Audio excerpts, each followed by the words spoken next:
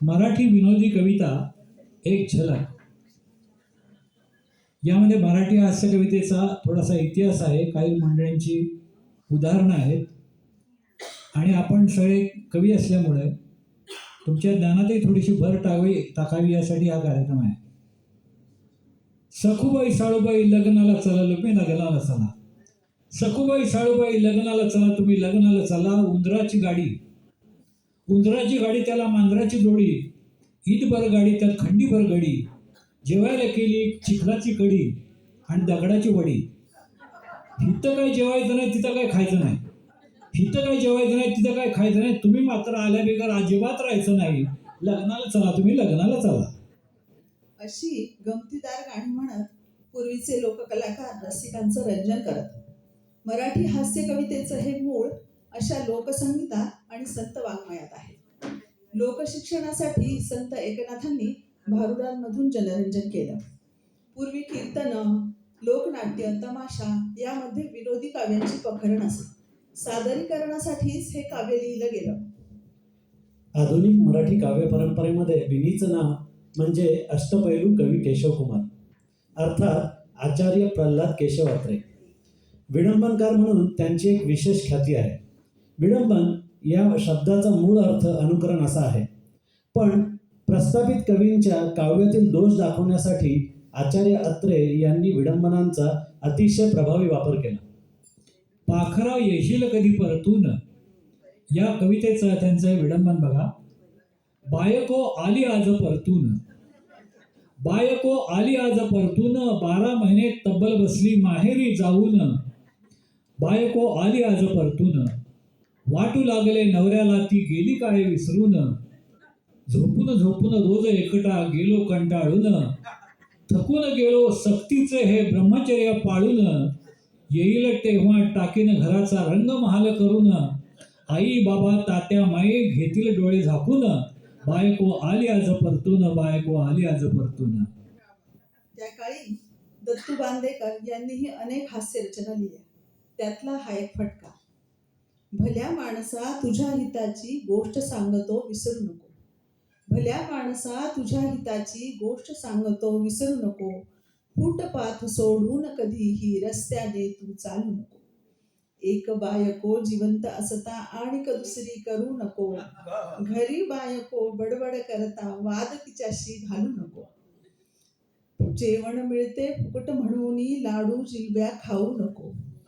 जेवण मिळते फुकट म्हणून लाडू जिलब्या खाऊ नको. हजामतीचा आळस करुनी दाढी वाचून राहू नको. प्रेम कुणावर जडल्यावरती उगीच मनामध्ये झुरू नको. त्यातून झाला प्रेमभंग तरी लग्ना वाचून राहू नको. अलीकडच्या काळात रामदास फुटाणे, फमू शिंदे यांच्यासारख्या कवींनी राजकीय सामाजिक विषयांवर प्रहार करण्यासाठी विनोदी कवितांची परंपरा चालवली आहे. त्यात मंगेश पाडगावकरांसारख्या भावकवींनाही वात्रटिकांमधून खळखळून हसवलं आहे. एक होती राणी, एक होती राणी, एक होता राजा.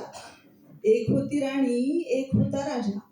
पुढं झालं असं की त्यांना झाली प्रजा. संपलीच की म्हणजे गोष्टीतली मजा. अहो केला एका सासूवर वाघानं हल्ला. केला एका सासूवर वाघानं हल्ला. त्याला वाटलं मांसावर आपण मारू डल्ला. केला एका सासूवर वाघानं हल्ला. त्याला वाटलं मांसावर आपण मारू डल्ला. वाघ पुढे होणार सासूपाशी जाणार. वाघ पुढे होणार सासूपाशी जाणार. तेवढ्याच सासूनच वाघाला कच्चा खाल्ला. एक होती करवली ती लग्नात हरवली. एक होती करवली ती लग्नात हरवली. नवरीच्या आईनं केलं तांडव. नवरीच्या आईनं केलं तांडव. पालथा घातला सगळा मांडव. इतक्यात कळलं नवऱ्याच्या भावानंच तिला पळवली. अशी होती करवली जी लग्नात हरवली. नंतरच्या काळात संगीतकार गीतकार यशवंत देव हेही हास्य कवींमधलं एक प्रसिद्ध नाव होतं. त्यांची एक रचना आहे.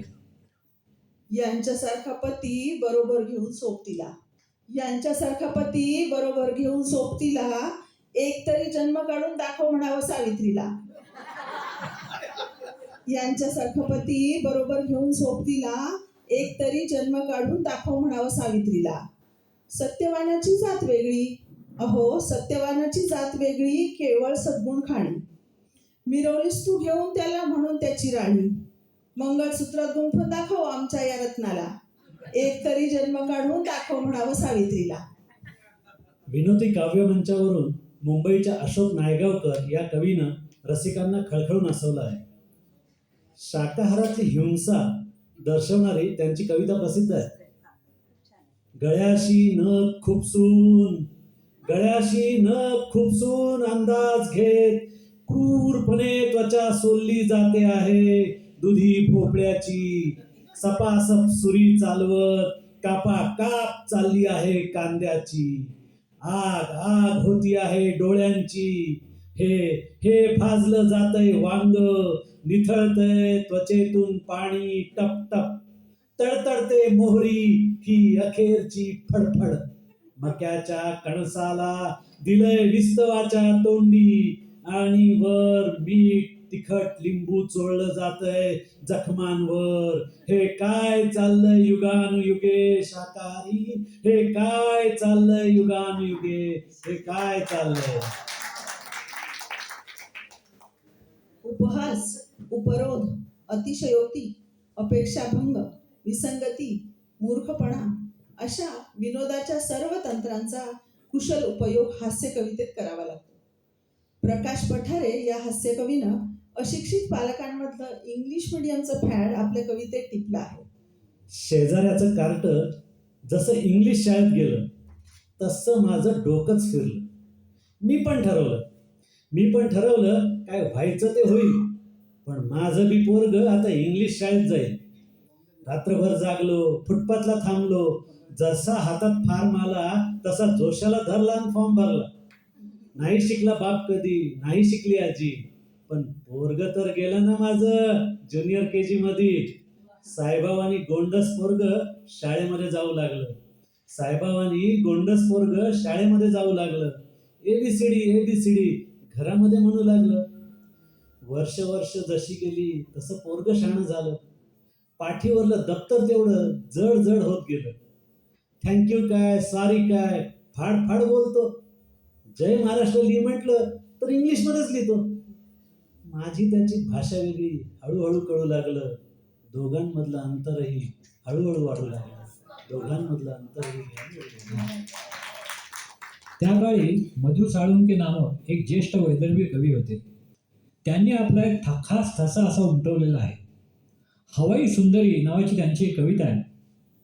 त्या कवितेत ते म्हणतात, विमानात चढताना हवाई सुंदरीनं माझं हसून स्वागत केलं. तिला पाहून राजे हो माझं मन का नाही चलबिचलच झालं. पण ती सगळ्यांकडे बघून हसू लागली तेव्हा मात्र राग आला मला. हे हसायचं असेल तर एकाकडे बघून हस असं सांगून टाकलं तिने. मला नव्हतं माहीत मी एवढा साजरा दिसत असन आणि अप्सरेसारखी पोरगी माझ्यावर मरत असन. घनश्याम धेंडेंसारख्या विनोदी कवीनं हजल हा विनोदी गझलेचा प्रकार हाताळला आहे. बोलता शेजारणीशी कावते का बायको, सारखी मागील खिडकी लावते का बायको. माप ओलांडून आली काल दारातून जा, आज त्या दारात सांगा मावते का बायको. सोबतीला टंच तरण्या मॉड बहिणी सोडूनी, फास्ट आईला बोलावते का बायको. भांडती माझ्याच साठी त्या बिपाशा माधुरी, गोड त्या स्वप्नातही डोकावते का बायको. स्वाती सुरंगळीकर या हास्य कवयित्रीनं परकाया प्रवेश करून पुरुषी चातुर्याचे बेरकी दाखले दिले आहे. रविवारी दुपारी फणकारत मंडळातून माझी बायको घरी आली. तुमचं माझ्यावर प्रेमच नाही, एकदम बॉम्ब टाकून म्हणाली. इतर बायकांचे नवरे बघा बायकोकडे किती लक्ष देतात. अशी साडी नेस, असे केस बांध, प्रेमानं सुचवत असतात. तुमचं माझ्याकडे लक्षच नसतं. मी कशीही दिसले तरी तुमचं काय जातं. मी तिला म्हणालो, अगं अशी काय त्रागा करतेस, उगाच डोक्यात राग घालतेस. कसं सांगू तुला, तू न आहेस तशी छान दिसतेस. मंडळी मात्रा बरोबर लागू पडली, खुश झाली. तिची कळी खूप मस्त खुलली.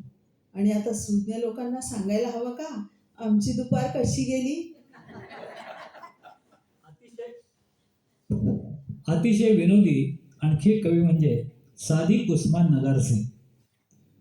प्रेमाबद्दल ते म्हणतात, आम्ही कॉलेजला यायचं, व्हरांड्यात घुटमळायचं, तुम्ही तासाला बसायचं, आम्हाला नाही दिसायचं. आम्ही तुमच्या गल्लीत यायचं, तुम्ही गच्चीत असायचं, आम्हाला बघून तुम्ही नाक मुरडायचं, तरी आम्ही निराश नाही व्हायचं. 3-4 वर्षांनी तुमचं लग्न व्हायचं, तुमच्या गळ्यात मंगळसूत्र दिसायचं, ते आम्ही सहन करायचं. वर्षभरानं तुम्ही माहेरी यायचं, तुमच्या कडेवर लेकरू असायचं, त्यानं आम्हाला मामा म्हणायचं, तरी आम्ही निराश नाही व्हायचं. हे असंच चालायचं, हे असंच चालायचं, हे असंच चालायचं. अलीकडच्या काळात इंटरनेट हे माध्यम कवितेला उपलब्ध झालं आहे. या माध्यमातूनही अनेक हास्यकविता जगभर लिहिल्या वाचल्या जातात. अशीच एक निरागस विनोदाची बालकविता आहे. शेजारच्या रमा काकूंना आईने चोंबडी म्हटलं. काकूंकडे मी गेले तेव्हा त्यांना सांगितलं, आईचं भांडण काकूंशी झालं तर आईनं आपलं मलाच बडवलं. आता मला सांगा माझं काय चुकलं. ताईच्या मैत्रिणीचा दादानं हात धरला. अभ्यास करताना हळूच मी तो पाहिला. हा प्रकार मी बाबांना सांगितला, तेव्हा त्यांचा पाराच चढला. दादाचं भांडण बाबांशी झालं, दादानं तर मलाच बुकललं. आता मला सांगा माझं काय चुकलं. मराठीच्या गुरुजींनी एक पत्र लिहिलं. हिंदीच्या टीचरला द्यायला सांगितलं. बाई तासावर होत्या म्हणून मी ते हेडमास्टरांना दिलं. आता पत्रात काय होतं ते मला नाही कळलं, पण मराठीच्या गुरुजींनी मलाच वर्गात उभं केलं. आता मला सांगा माझं काय चुकलं, माझं काय चुकलं, माझं काय चुकलं. कवी वसंत बापट, डॉक्टर अनंत खेळकर, योगीराज माने, कल्याण कदम, नारायण सुमंत, अरुण म्हात्रे, सुरेश शिंदे यांच्यासारखे अनेक हास्यकवी आजवर रसिकांचं रंजन आणि प्रबोधन करत आले आहेत. सध्या दिलीप पांडुरंग कुलकर्णी, अनिल दीक्षित, भालचंद्र कोळपकर यांच्यासारखे कवी ही परंपरा चालवत आहेत. ही परंपरा अखंड चालत राहावी हे सांगताना कवी वसंत बापट यांनी म्हटलं आहे. ही लावणी आहे निरोपाची. मैतर हो खातर जमा करू मी कशी, मैतर हो खातर जमा करू मी कशी, आम्ही जाणारच की कवात्री पडदिशी. आम्ही नव्हतो साधू नव्हतो योगी कुणी, आम्ही नव्हतो साधू नव्हतो योगी कुणी, आम्ही छंदी फंदी नादी नाना गुणी, इश्काच्या पायी कैक जणींची ऋणी. केली फसवा फसवी कितीदा पडलो फशी, आम्ही जाणारच की कवात्री पडदिशी. किणकिणता कंकण कणकण नाचायचा, किणकिणता कंकण कणकण नाचायचा, ऋण झुंडता पैंजण जीव वेडा व्हायचा. कधी मैने संगे वनभर उधळायचा, दो हाती लुटली आणि लुटवली खुशी, आम्ही जाणारच की कवात्री पडदिशी. तुम्ही जीव लावला मैत्र आमचे जुने, केले तर माफ तुम्ही 100 आमचे गुन्हे. हे अखेर आता एकच मागणे, रे मैफल तुमची अखंड चालू अशी, आम्ही जाणारच की कवात्री पडदिशी, आम्ही जाणारच की कवात्री पडदिशी. धन्यवाद. कविता संकलन आणि संहिता बंडा जोशींचे सांगायला नकोच. नकळत टचकन डोळ्यात पाणी यावं